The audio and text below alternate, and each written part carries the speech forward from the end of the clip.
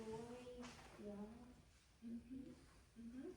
and the repeated notes. I really like playing repeated notes because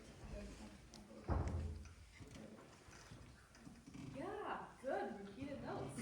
They're really fun to play. Yeah. So, really, really good. I really thought your spirit and energy came across so well. Like, so well. So, I was just smiling when you were playing. Obviously, this is also a super famous waltz.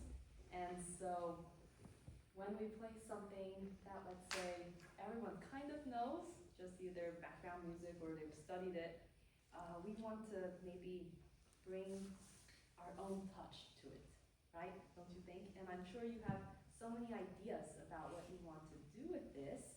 And so maybe today we can work a little bit on how to make that come alive in a way that really is what you want. Yeah. And so it's really, really good. You had some really beautiful moments.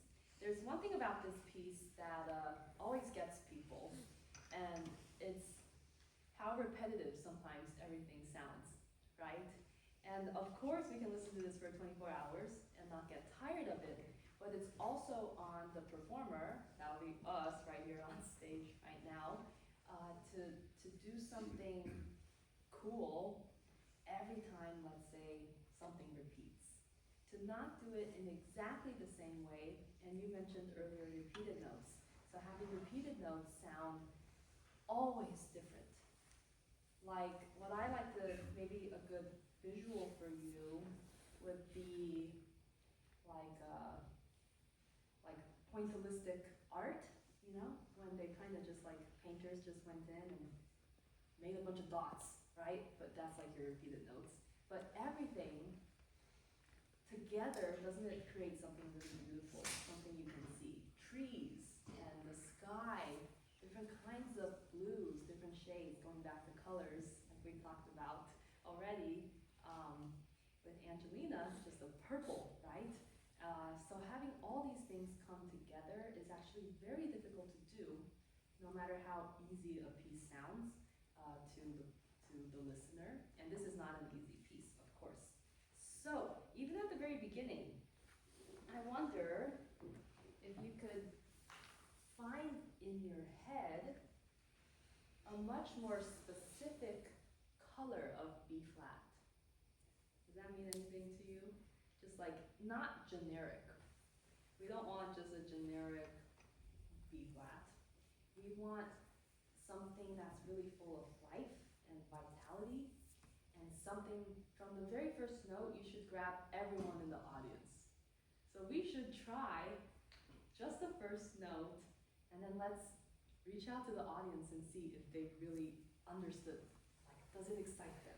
Does that sound cool? I can also help you if you want my help. But just the first note, and you can use pedal if you want. And let's see if you can produce, what kind of sound do you want? Give me some adjectives. First note, I want it to be, let's see, like opening up a box and seeing something is like surprising. Yeah, okay, it's like opening up a gift, right? And it's actually something you want. And like seeing a little sliver of it, maybe under bubble wrap or something. Does that sound good? So it has to be kind of like, whoa, instead of, okay, here we go, I'm scared, this is a big piece. You were not scared, by the way, I loved how you played. But like, I'm scared, oh my God, I don't know if I'm gonna get this, play, oh, that wasn't what I wanted. So again, we don't get so many chances to start this piece. We do in the practice room, but in the practice room, we want to prepare ourselves for this moment, which you did brilliantly, but to do it still in a less generic way. So remember when I was working with Angelina, I kind of did, actually, both pieces start with a B flat, right? So yours starts one octave lower, but see if you could remember that exercise of starting really soft and then building up. See if you can do that, just for that first note.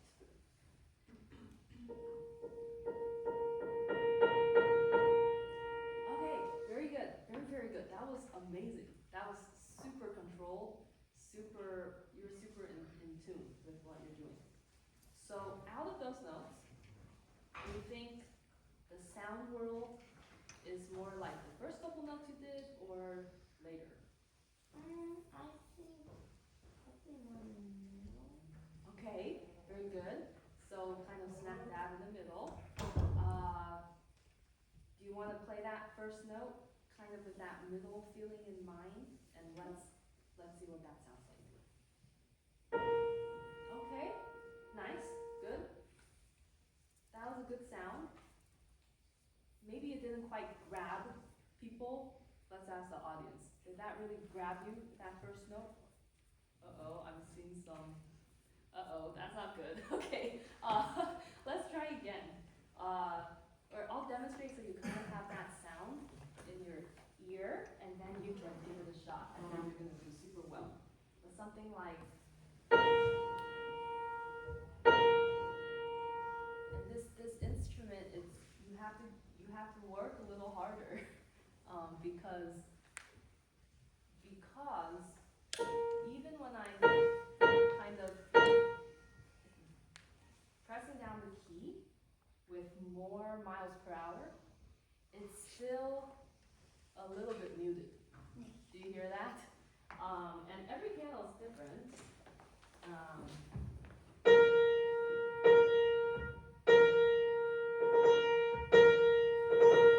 So that one's obviously a lot brighter.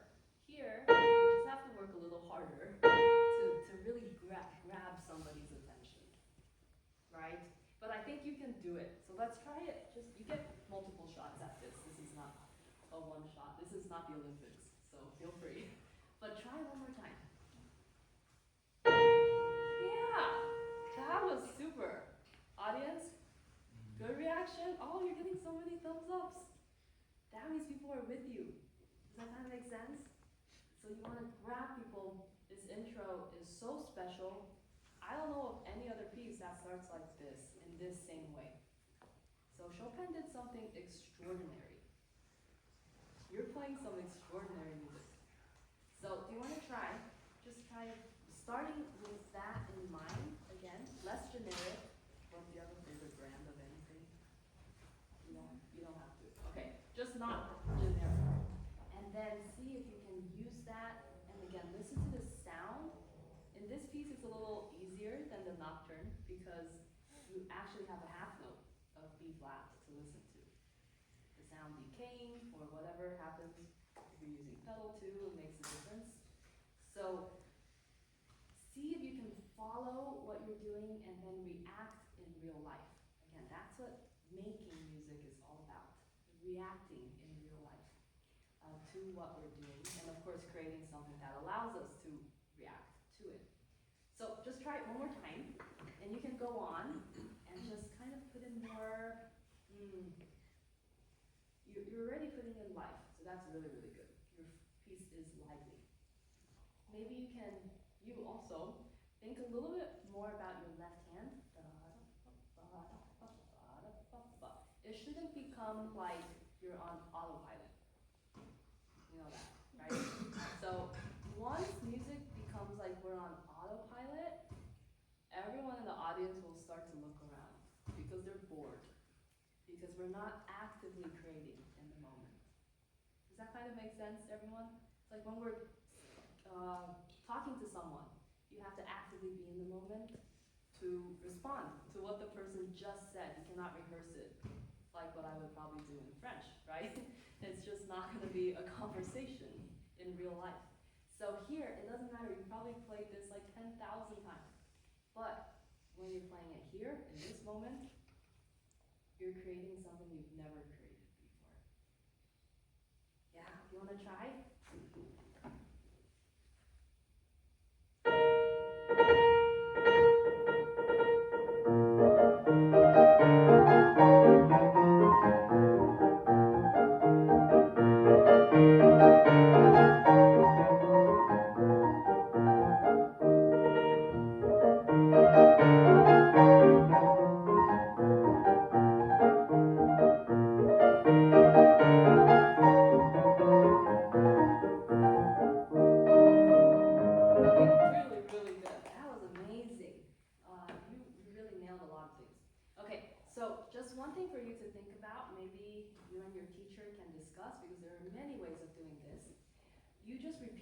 correct? One passage, the first passage. Definitely there are so many places where you can just do a little bit something different. So I don't like to be the kind of teacher who tells you here you have to do exactly what I say or I'm going to kick you out of this classroom, right? That's never a good way to teach. And there's so many possibilities. We want us and also our students to feel like there are many possibilities of creating a great rendition of a piece. Not one, not two. We shouldn't do something to please somebody or a judge or anyone, but we need to feel it from our heart. And once you do that, you'll realize, oh, here I could do something cool, and there I could change the color. We don't have to change the timing. We don't want to distort timing. You can use timing sparingly, just a little bit here and there. But you can change color whenever you want. You can bring out an inner voice. You already have so many inner voices, right?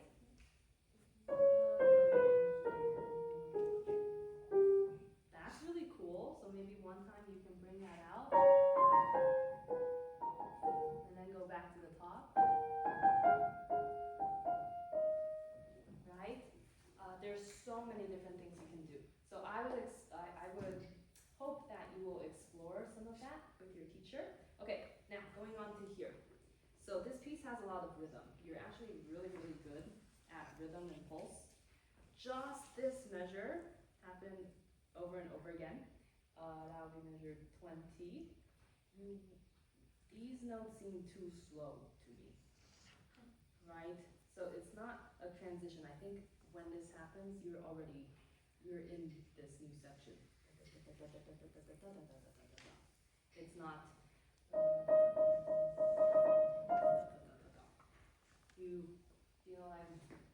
Yeah? Do you want to try it? Did someone tell you to do that, or did you I don't really remember. Okay. Because I think that I started doing that like when I learned the piece. I don't remember if anybody told me to. Okay, yeah. So I can think of a few reasons why perhaps that happened. Also, the left hand is quite difficult in that measure. So perhaps when you first learned it, obviously repeated notes is one note, right? We almost don't have to think. We should absolutely think about every note. But when we're learning the piece, definitely our brain is going to be thinking about the left hand more so, right? So that it may have happened that you were thinking a lot about the left hand and the right hand just kind of followed the left hand. That's okay for when you're learning the piece, but if you want to bring this piece to a new level or the next level, I think we should be a little more careful intentional about what we want to do in that measure. So try it, maybe can you go from here and then go into the second ending? You don't have to rush, okay? But just don't be twice as slow, maybe. Okay, let's try.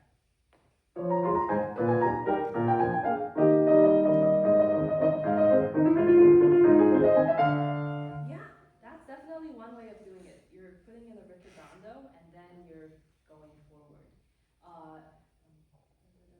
You can also do the opposite. Right now you're slowing down the first four notes.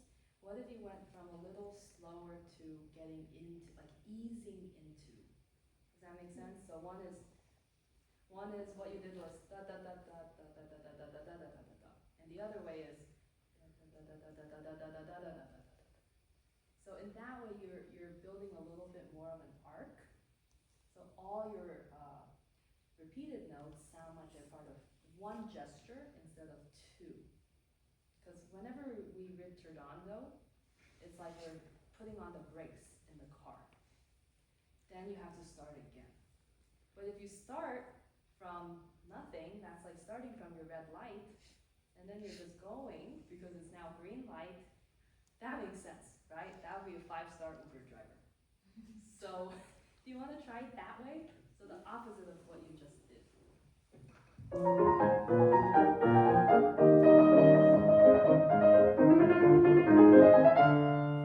Yeah, that was almost there, and actually I liked what you did quite a lot because you raised the overall tempo, the tempo of that one measure. So that was very good. That's great. Okay, just start from here one more time. You're getting a great sound, so I really, really like it. When you go up here to this F, I think you can surprise yourself a little bit more. Right? You can almost dance to it because this is a dance, right? Okay, so let's try. From here, that's okay.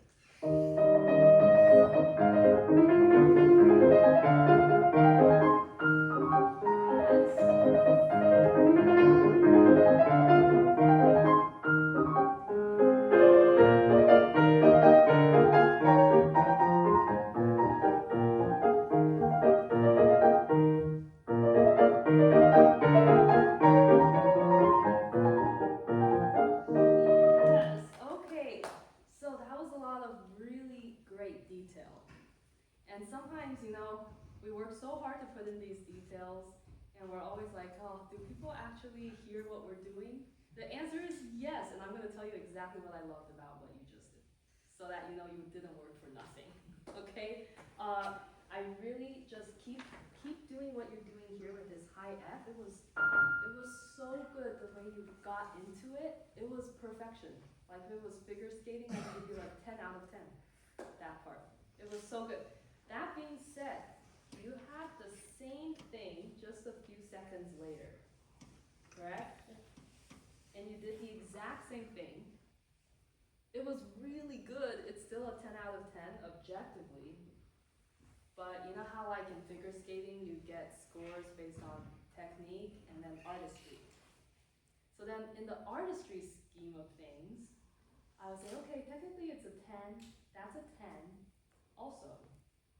But then artistically, it was stale because it was the same thing. It was almost like a deja vu moment.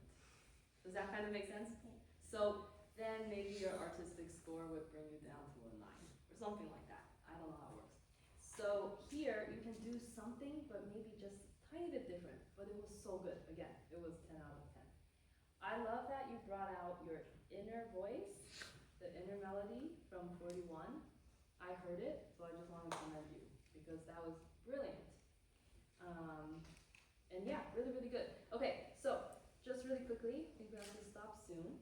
But when you're here, when you get into 69, you want to set it up. You want to create such different colors from the piano so that we all know it's a different passage. Does that make sense? It's a different feeling. It's like maybe a little more relaxed. And you get to think, what do you think about there? Or what are some adjectives? I think it's more expressive and, well, dolce by different, Good. and more thought out, I guess. Yes, very good. I love every word you said. That was perfection. So a little more expressive, a little dreamy, maybe, right? The first is, the beginning, everything is like, you're walking in New York, right? You just have to go. And if you don't go, people are going to run into you. Now where do you want to be? Now you're in the Caribbean somewhere, and you're on a beach, and you're thinking about, wow, it's so nice to be here, okay? So do you want to give us that transition? And the good thing is you don't even have to get on a plane. You don't even have to get on a plane. You can just show us. You can be in New York, and then you can be somewhere else. So maybe somewhere, this was so good. You want to do it one more time? Maybe. Yeah, that's perfect.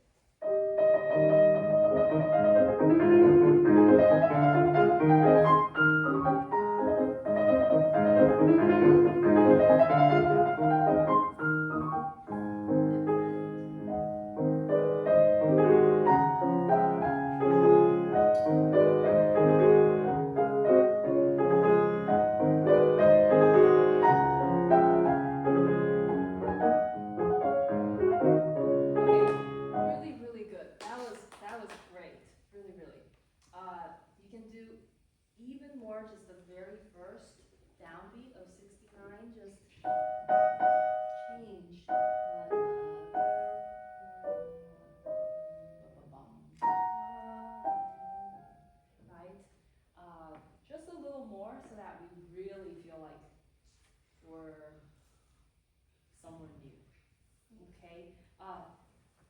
was really, really good. Every time you played this section, can I actually just show you something? So, you play this section really, really well. Really extraordinarily well, and I'll tell you why. You have just a really great innate sense of when to move the music, the last chord measures here, and when to take time. Like, that's really great. Keep that up. It's so rare and special to have that ability in Chopin. It's not something that, of course you can teach it, but it's amazing when we just hear it from someone. Come from inside. I can hear the difference, right? Someone who's doing it because their teacher told them to do it, so they do it, versus someone who does it because they feel it from their heart and their soul. So that's really great. That's amazing. Where is the high point of this phrase? The first, like, 8 measures, or the whole second? Okay, just from here to here, what chord or harmony is like the most special? This or that, probably. Okay, that's interesting you say that. I absolutely hear it that way. And I think you can explore more of this being more special. Right? Do you think this deserves to be special too? Kind of, okay. So I'm gonna demonstrate a little bit. Also, it's not just me saying it, I'll tell you what I see in the music that makes me want to share this with you. Do you see how for all of these that you pointed out, yes, of course, they're so special, but that's kind of, I just did all 3, right, that you pointed out. Now listen to this. What's the difference here? It sounds more like broad and like open. So good. Yes. It's more broad. Look at how wide the span is, right? Like all the other ones are kind of here, okay? Easy peasy. This one is like, we have to put our whole self into that, right? And make it really come alive. And that's what I'm missing a little bit. That you're playing it, but you're playing it in a way that maybe it's not as special as it could be. And again, it's not anything subjective like purple's her favorite color and green is my favorite color just because. It's not just because, we see the clues in the music, right? That show us that. So when you get into it, you can show it also just a little bit more.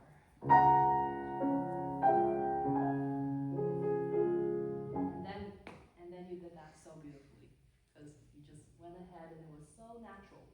Does that make sense? Yeah. Do you want to give it a shot, and then we will give you lots of applause. Maybe from here?